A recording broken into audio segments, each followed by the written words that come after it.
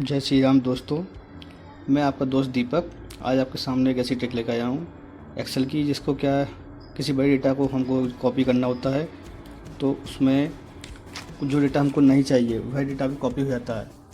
तो इसके लिए मैं कैसी ट्रिक आपको बताता हूँ जिससे हमें बहुत आसानी होगी काम करने में। तो चलिए मैं दिखाता हूँ आपको।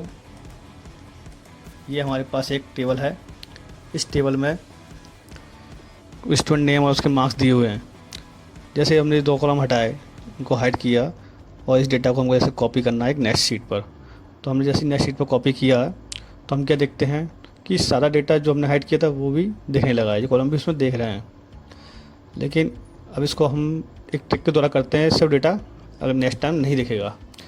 तो देखिए मैंने इसको कंट्रोल के साथ माइनस करके इसको हाइड किया। जैसे ही हम कंट्रोल माइनस करते हैं तो जो डेटा हाइड हुआ है, अब इसको डेटा को शीट को कॉपी करते हैं तो नेक्स्ट टाइम वो डेटा हमें यहाँ पर नहीं दिख रहा। जो हमने हाइड किया है वो डेटा यहाँ से इस शीट से गायब हो गया। तो ये ट्रिक दोस्तों बहुत ही सिंपल है। इसमें कंट्रोल माइनस करके हमको जो डेटा हाइड करना था वो हमने हाइड कर दिया, उसके बाद नेक्स्ट डेटा को हमने कॉपी कर दिया। तो कई बार क्या है दोस्तों, बड़ी बड़ी सीटें होती हैं, बड़ी डेटा होता है, उसमें इस तरह की समस्याएं हमको सामने दिखती हैं। तो उसके लिए एक ट्रिक आपके बहुत ही काम में आ सकती है।